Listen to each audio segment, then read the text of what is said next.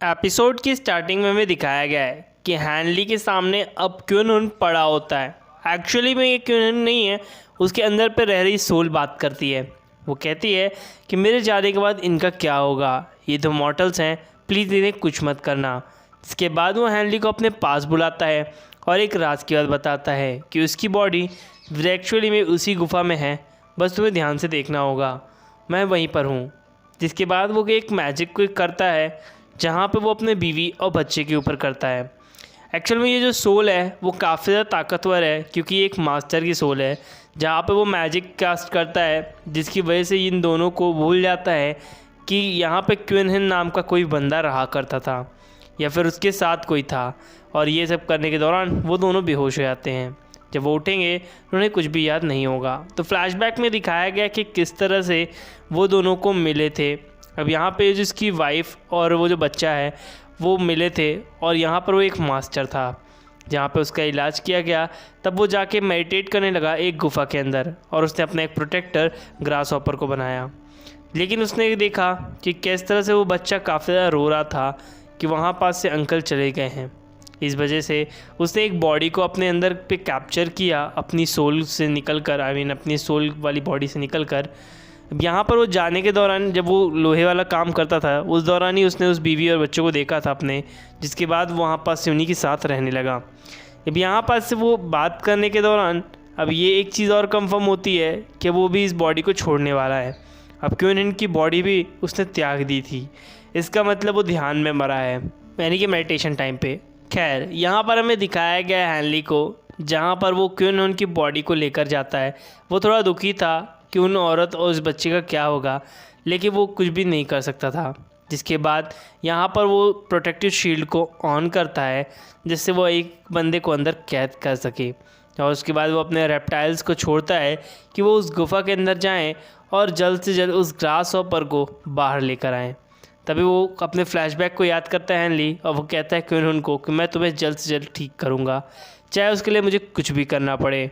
अब ये उससे बता ही रहा होता है या फिर बात कर ही रहा होता है कि तभी पीछे से वो रेप्टाइल बाहर निकलते हैं और हमें पता चलता है कि वो ग्रास हॉपर भी आ चुका है। ग्रास हॉपर जैसे ही हमला करता है उन पर, ये डेविल ग्रास हॉपर, उस दौरान पता चलता है कि वो उसी शील्ड के अंदर कैद हो गया है। जिसके बाद ये लोग अंदर की तरफ जाते हैं और वहाँ पर उसे बॉडी इस बार मिल जाती है। उस बॉडी में एक स्टफ़ भी था जो कि पिछली बार लेने आया था हैनली, लेकिन लेने के चक्कर में मरते मरते बचा था। फाइनली वो उस बॉल को ले लेता है और उस लाश को या फिर उस बॉडी को वहीं पर वापस से दफना देता है। अब यहाँ पास वो उस बॉक्स के अंदर उस पोटली के अंदर देखता है कि क्या क्या चीज़ें हैं। तब उसे एक सोल रिफाइनिंग नाम की एक बुक मिलती है, जिसे वो पढ़ने लगता है, जहाँ पे 70 golds and some other things लगने वाली होती हैं। अब यहाँ पर वो ये सारी चीज़ें पढ़ रहा होता है। उसे उम्मीद थी कि क्यों उनको वापस से ज़िंदा किया जा सकता है, यानी कि उसकी बॉडी में इसकी कॉन्शियसनेस वापस लाई जा सकती है। जहाँ पर वो कुछ बैजेस को भी देखता है, या फिर कहूँ उनके गोल्ड को।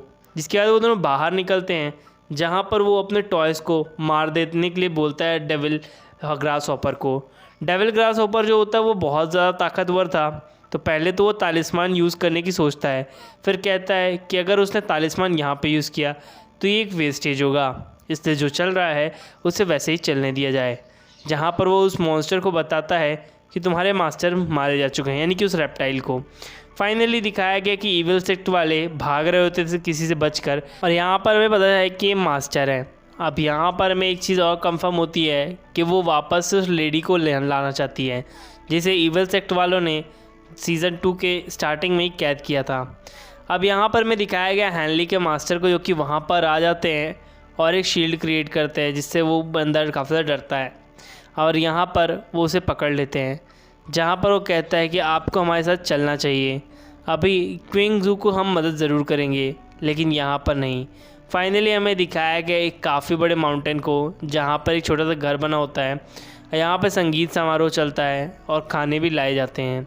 यहाँ पे एक चीज़ पता चलता है कि ये जो एंसेस्टर है, जिसकी यहाँ पर लगभग 3 सालों से हमारी ये लड़की अटकी पड़ी है, और इसी को छुड़ाने के लिए मास्टर्स जो होती है वो काफ़ी ज़्यादा परेशान है। अब यहाँ पे दिखाया गया कि ये लोग बात करते हैं, जिस पर एंसेस्टर कहता है कि तुम कोई भी अपनी एक विश पूरी कर सकते हो या फिर कोई अच्छी सी सीक्रेट टेक्निक या पिल। जब भी वो कुछ बोलने ही वाला होता है कि उसी के दौरान स्नेक बॉय वहाँ पर आ जाता है और वो कुछ भी नहीं बोल पाता, जिस वजह से वो थोड़ा दुखी होता है। स्नेक बॉय कंफर्म करता है कि आपके गेस्ट आ चुके हैं, जहाँ पर यूनहू और यूनजी ही आते हैं। उनके साथ उसका भी एक मास्टर होता है जो कि उन्हें प्रणाम करते हैं। यहाँ पर वो कहते हैं कि हम आपसे माफ़ी मांगते हैं कि हमें इतनी देर हो गई।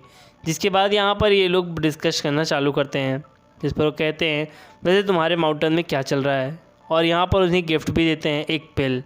या फिर वो कहते हैं कि 3 आर्मीज़ हम पर अटैक कर सकती हैं, लेकिन हमने उनमें हराने की पूरी तैयारी कर ली है। और कहते हैं कि 6 फैक्शन और के बाकी एक और फैक्शन जो बचा है, यानी 7 फैक्शन, वो क्या कर रहा है। वो बताते हैं कि वो अभी बिल्कुल भी तैयारी में नहीं है, तो हम उन पर अटैक कर सकते हैं। जहाँ पर वो टीचर और हैनली के लिए काफ़ी ज़्यादा परेशान होती है, क्योंकि ये खुद भी येलो मैप वैली से ही बिलोंग करती है। दूसरी तरफ यूनजी को दिखाया गया है। यूनजी भी काफ़ी ज़्यादा परेशान होती है, क्योंकि वो हैनली को काफ़ी ज़्यादा मानती है, क्योंकि वो मुँह बोला भाई है उसका, और वो उसके हेल्दी लाइफ और बाकी चीज़ों के लिए केयर करती है। यहाँ पे येलो मैप वैली को दिखाया गया है, जहाँ पे जो मास्टर होते हैं वो कहते हैं कि ये काफ़ी सीरियस मैटर है और हमें जल्द से जल्द spirit beast mountain and imperial spirit sect वालों से बात करनी चाहिए, क्योंकि यहाँ पर कभी भी युद्ध की संभावनाएं बन सकती हैं। क्योंकि इनके पास ये इन्फॉर्मेशन नहीं थी जो कि अभी लाके हैनली ने उन्हें दी है, जहाँ पर वो उससे आज्ञा करते हैं कि तुम्हें जाना चाहिए और उन सबको इकट्ठा करना होगा, क्योंकि युद्ध की तैयारी करनी होगी, हमें कभी भी युद्ध हो सकता है। जिसके बाद यहीं पर एक्सप्लेनेशन एंड होता है। अगर आपको मेरी एक्सप्लेनेशन अच्छी लगी हो तो प्लीज़ मेरे चैनल को सब्सक्राइब करना, और जो मेरा न्यू चैनल है उसे भी जाकर सब्सक्राइब कर लीजिए, लिंक इन डिस्क्रिप्शन, साथ साथ कमेंट बॉक्स में पिन कर दूंगा। Loving to all and thank you.